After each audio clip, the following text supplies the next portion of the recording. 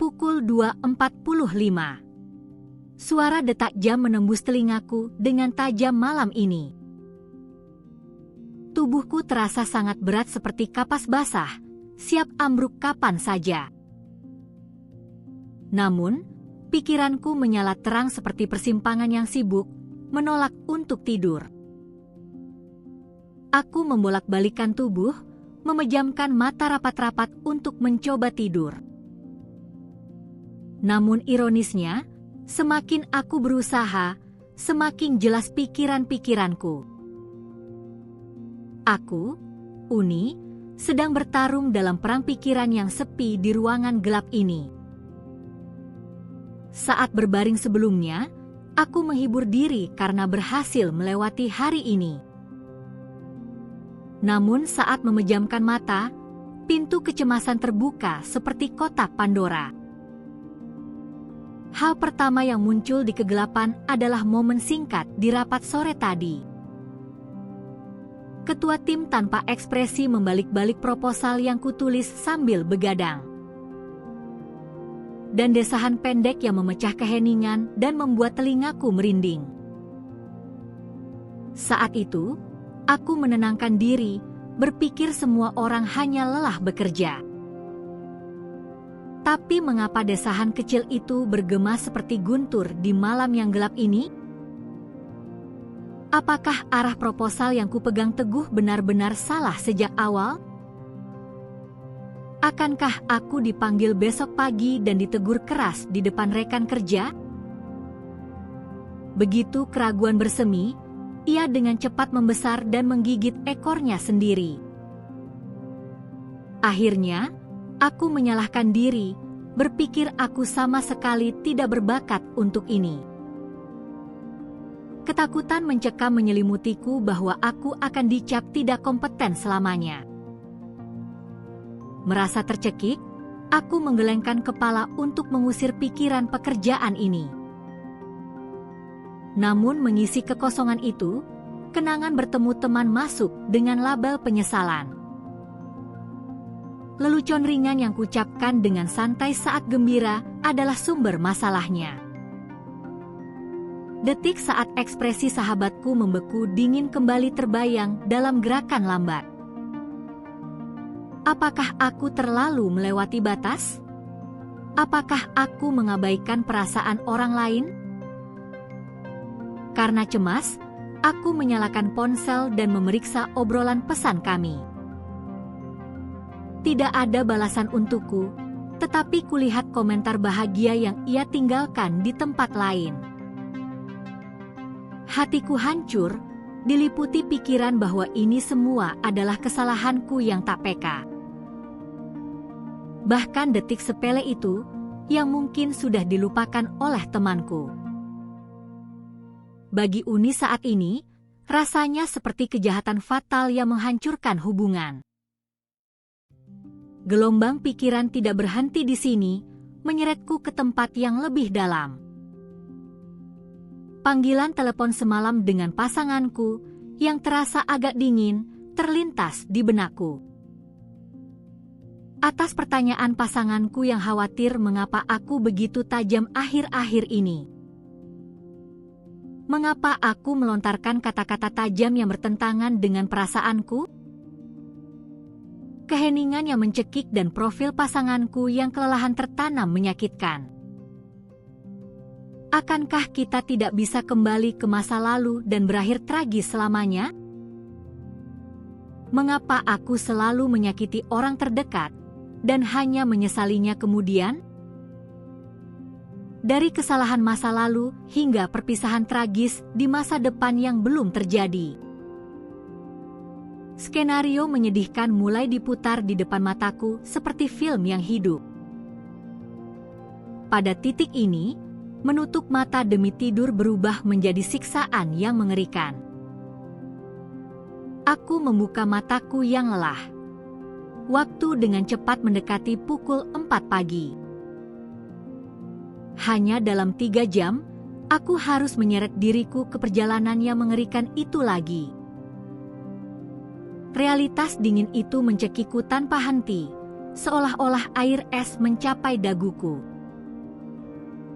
Aku harus tidur sekarang. Aku ada rapat paling penting bulan ini besok pagi. Jika tidak tidur walau sejam, aku akan menghancurkan hari esok dengan kesalahan fatal. Semakin aku menekan diriku dengan keras seperti berdiri di tepi tebing yang berbahaya. Kejamnya, detak jantungku melonjak, napas dangkal, dan tubuhku menegang. Aku memaksa diri menghitung domba, tetapi pikiranku tetap sangat jernih. Tidur sungguh kejam. Semakin putus asa aku meraihnya, semakin jauh ia berlari. Apakah Anda, mungkin, sedang berjuang sendirian di kegelapan setiap malam seperti Uni? Kita sering merendahkan diri sendiri karena menderita pikiran larut malam ini. Menyalahkan diri sendiri karena mental yang lemah atau terlalu sensitif dan negatif. Namun, secara psikologis, ini bukanlah fenomena aneh karena kekurangan Anda. Pada siang hari, otak kita sangat sibuk memproses rangsangan yang tak terhitung. Kemudian, saat malam semakin larut dan lampu ponsel pun dimatikan sepenuhnya, otak akhirnya mendapat waktu untuk menyoroti batin Anda yang dalam. Di sini, ada fakta psikologis penting yang harus diingat untuk menjernihkan kesalahpahaman. Misi utama mutlak otak kita bukanlah merasakan kebahagiaan, melainkan kelangsungan hidup. Otak terus memindai untuk menjaga Anda tetap aman dari berbagai bahaya. Ia dengan panik mencoba menemukan masalah atau potensi ancaman dengan cepat. Desahan ketua tim, ekspresi temannya membeku, atau konflik lama dengan pasangan. Otak menganggap semua tekanan harian ini sebagai krisis yang mengancam Anda. Kita dalam masalah. Bersiaplah menghadapi bahaya. Temukan solusi sekarang. Otak membunyikan sirene peringatan sepanjang malam untuk membangunkan Anda.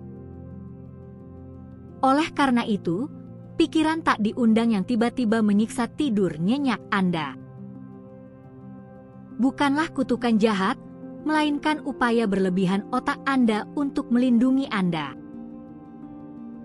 Memahami mekanisme pertahanan ini apa adanya dapat menciptakan perubahan positif. Anda dapat menarik kembali panah rasa bersalah dan melihat diri dengan lebih murah hati. Alih-alih menusuk hati Anda karena begadang untuk kekhawatiran yang tidak berguna. Akuilah dengan berkata, otakku bekerja keras lembur agar aku tidak terluka.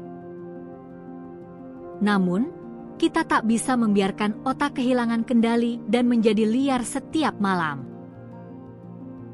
Beritahu otak yang kepanasan bahwa kita aman dan ia bisa mengendurkan penjagaan. Malam ini, saya bagikan 3 metode saat Anda tercekik oleh pikiran yang tak berujung. Pertama adalah metode klasik namun ampuh, mengosongkan tempat sampah pikiran Anda. Jika tidak bisa tidur 15 menit dan pikiran cemas datang seperti tsunami besar, jangan menyiksa diri untuk tidur, segera singkirkan selimut dan turun dari tempat tidur. Keluarkan buku catatan dan tuangkan pikiran berat yang mengacaukan pikiran Anda. Tuliskan saja, "Manajer akan menghakimiku," atau "Aku takut merusak hari esok." Tidak peduli apakah konteksnya berantakan atau tulisan tangannya sangat buruk. Intinya adalah menarik keluar pikiran yang menusuk itu menjadi kata-kata visual. Begitu Anda mengikat kuat-kuat pikiran mengerikan itu ke kertas putih yang terlihat, otak kita merasa lega, tahu masalah berbahaya ini disimpan aman untuk besok pagi. Latihan kedua melontarkan kata acak untuk memutus sirkuit logika negatif secara paksa. Pikiran cemas dihubungkan oleh rantai logika mengerikan yang saling menggigit ekornya. Untuk memutuskannya, lemparkan gambar yang sama sekali tidak berhubungan ke otak Anda. Sambil berbaring, perlahan pikirkan kata seperti apel, piano, dan awan secara berkala. Berhati-hatilah untuk tidak pernah mengarang cerita di antara kata-kata acak ini. Otak yang menganalisis akan bosan memproses informasi terpisah dan akhirnya mati. Latihan ketiga adalah menjatuhkan sauh ke sensasi fisik saat ini untuk kenyamanan. Perhatikan sentuhan berat punggung di tempat tidur dan pernapasan perut yang damai. Jika pikiran acak tiba-tiba mengganggu lagi, jangan pernah marah pada diri sendiri. Momen saat Anda menyadari pikiran yang mengembara dan mengembalikannya membuat kuat. Jika pikiran menyakitkan mengetuk pintu malam ini, peluk bahu Anda dan tepuk-tepuklah. Katakan, Uni, kamu benar-benar bekerja keras bertahan di dunia yang kasar ini. Percayakan pikiran menyakitkan kepada diriku besok, dan biarkan aku yang bernapas istirahat. Bahkan jam-jam tanpa tidur penuh air mata saat Anda terluka parah dalam kegelapan. Ingatlah, semua itu bermula dari hati tulus yang ingin hidup lebih baik esok hari. Hati Anda yang hangat dan lembut, serta bahu kecil yang menanggung beban dunia. Saya berharap malam ini Anda dapat beristirahat sepenuhnya di tempat yang damai. Sekarang, tarik napas dalam seolah meletakkan beban, dan sambut malam dengan santai. Jangan berburu tidur secara paksa. Biarkan pintu hati terbuka dan tunggu kedatangannya. Aku, Uni, akan menemanimu sampai akhir malam yang tenang ini. Mimpi indah.